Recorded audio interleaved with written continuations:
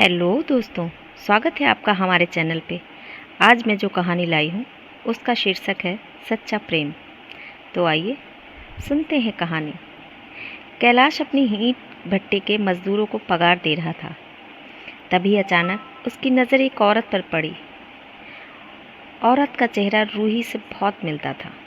उसने हाजिरी रजिस्टर में देखा तो वह रूही ही थी जो 15 साल पहले उसकी धड़कन हुआ करती थी। मगर उस समय वह गरीब था, इस कारण रूही के पिता ने रिश्ते से इनकार कर दिया था। फिर कैलाश कमाई के लिए विदेश चला गया। पीछे से रूही की शादी कर दी गई। रूही आकर बोली, साहब, इस महीने मेरी 4 हाजिरी कम लगी हैं, मगर मेरे पैसे मत काटना। मैं अगले महीने ओवर टाइम करके पूरा कर दूंगी। कैलाश ने उसके मुंह की तरफ देखा। उसका रंग बहुत सांवला हो गया था। उम्र में भी बहुत बड़ी लग रही थी।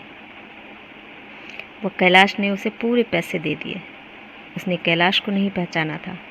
पैसे लेकर रूही अपने घर चली गई। ये ईंट का भट्टा कैलाश ने 1 महीने पहले ही खरीदा था और वह इस गांव में नया था। फिर भी वो खोजता पूछता शाम को रूही के घर पहुंच गया। उसे गांव वालों से पता चला कि रूही का पति जुआ खेलता था, नशे का आदी था, 2 साल पहले मर गया।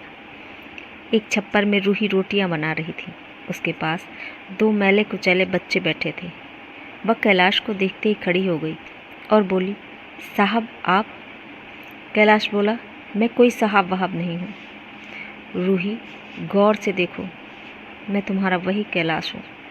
सारे पैसे तुम्हारे लिए कमाए मैंने। तुम तो मिली नहीं, तो शादी भी नहीं की। चलो, मैं तुम्हें लेने आया हूँ रूही। काफ़ी देर तक वो उसे देखती रही। फिर कैलाश के गले लिपट गई और फूट फूट कर रोने लगी।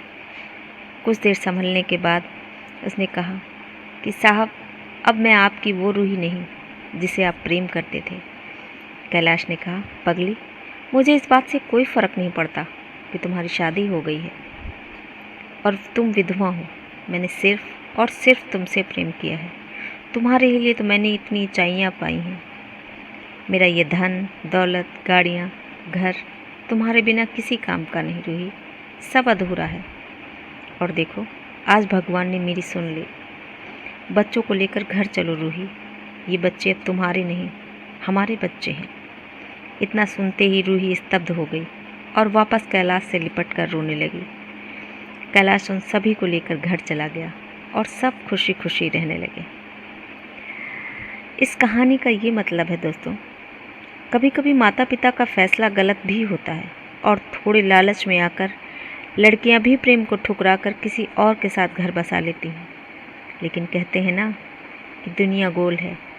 किसी के साथ किया गया छल बाद में घातक परिणाम देता है।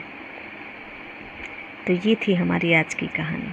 अगर पसंद आए तो प्लीज़ कहानी को लाइक करें और चैनल को सब्सक्राइब ज़रूर कर लें। धन्यवाद।